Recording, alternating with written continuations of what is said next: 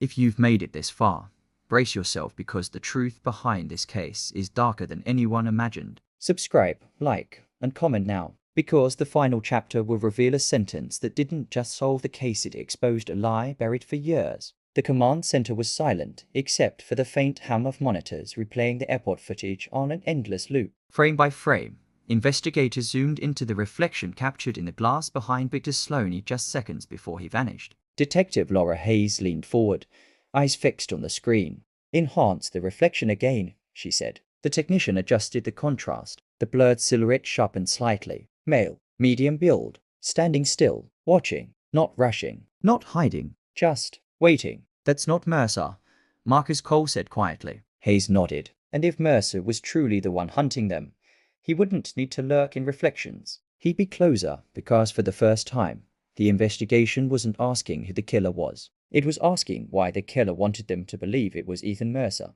An emergency alert interrupted the analysis. Victor Sloane's phone had just pinged. Location: an abandoned corporate storage facility on the outskirts of Newark. Hayes didn't hesitate. Move, now. Within 30 minutes, federal vehicles surrounded the rusted warehouse as rain pounded against the metal roof. Floodlights cut through the darkness while tactical teams breached the entrance. Inside, the air was cold and still. Too still. Rows of old filing cabinets lined the walls. Dust covered most surfaces except for one cleared path leading toward the center of the room.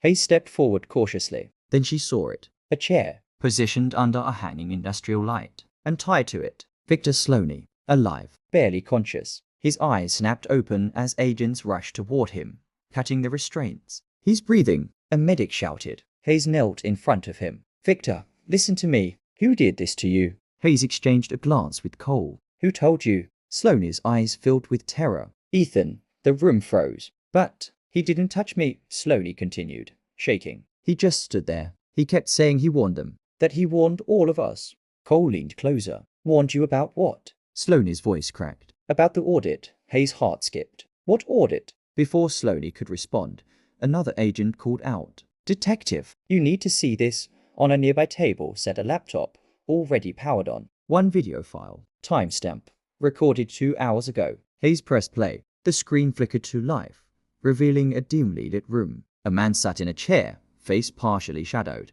Calm posture. Controlled breathing. Ethan Mercer. Alive. He looked directly into the camera. "If you're watching this," he began, voice steady, "then it means they're still lying." Hayes felt the air leave her lungs. "They said I was unstable, paranoid, delusional," Mercer continued. "But what I discovered inside the Orion Initiative wasn't mismanagement. It was fraud. Large-scale, coordinated financial manipulation." Cole's eyes widened as data files appeared beside the video spreadsheets. Hidden transfers, encrypted ledgers. "They were siphoning funds through shell accounts," Mercer said. "And when I found the discrepancies, I reported it internally." "That was my mistake." The video cut briefly to internal emails. Subject lines: "Contain the situation. Discredit Mercer. Protect the project." Hayes whispered. "They buried him." "They didn't just bury me," Mercer said, as if responding directly to her. "They built a psychological case against me, fabricated behavioral reports, isolated me from colleagues. Then they forced a termination review that labeled me mentally unstable." The footage shifted again. A scanned insurance document. "My death," Mercer said quietly, "was the only way to survive." Cole stepped closer to the screen. "You staged the accident," he muttered. Mercer nodded in the video. "I knew they would destroy my credibility if I stayed. So I disappeared. New identity, new records. And I waited." Hayes clenched her jaw. "Waited for what?" The answer came instantly. "For the audit they never knew was coming." The screen displayed a federal audit request dated 6 months after Mercer's supposed death. "Someone else found the irregularities," Mercer explained. "But by then, the Orion team had already erased most of the evidence and silenced internal inquiries." Silenced. The word echoed louder than any confession. Then Mercer's expression changed darker, heavier. "I started contacting them anonymously. Messages, warnings, one sentence at a time, hoping fear would force them to confess before the audit reached them." Hayes' eyes widened. "You are looking for the wrong motive." The sentence from the envelope. Mercer continued, voice trembling slightly for the first time. "I never wanted them dead. I wanted the truth documented. I wanted them to admit what they did." The room went completely still. Cole whispered, "Then who killed them?" Mercer's gaze hardened. They panicked. The video cut to security footage clips investigators had never seen before, private camera angles from inside corporate residences.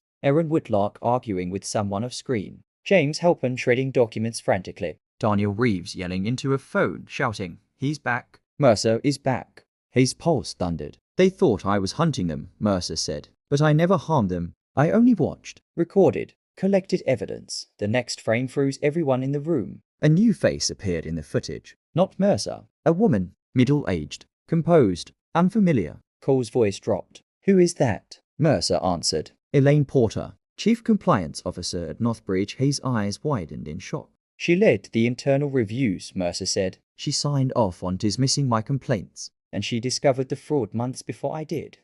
The video zoomed into hidden financial records authorized by Porter. "She was uncovering for them," Mercer said quietly. "She was protecting the company's public image." The implication hit like a thunderclap. Cole whispered, "If the Orion team was exposed, the company collapses. Lawsuits, criminal investigations, billions at risk." Hayes finished the thought. "So she eliminated the liability.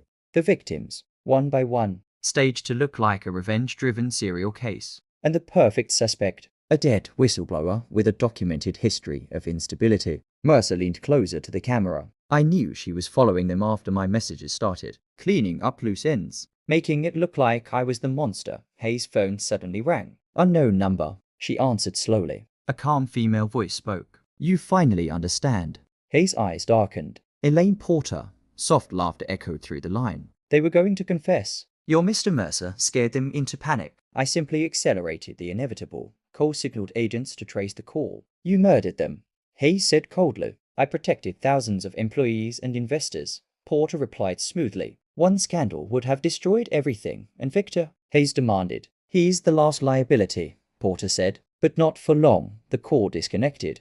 At that exact moment, alarms blared inside the warehouse. A secondary door creaked open. Agents turned sharply. A woman stepped into the light, holding a remote device, her expression calm and eerily composed. "Elaine Porter, you built quite the narrative, didn't you?" she said, looking directly at Hayes. "A ghost, a serial killer, a revenge story. The media would have devoured it." Hayes stepped forward slowly. "Drop the device." Porter smiled faintly. "I never killed out of anger, detective. Only necessity." Cole moved strategically to the side. "You staged every crime scene."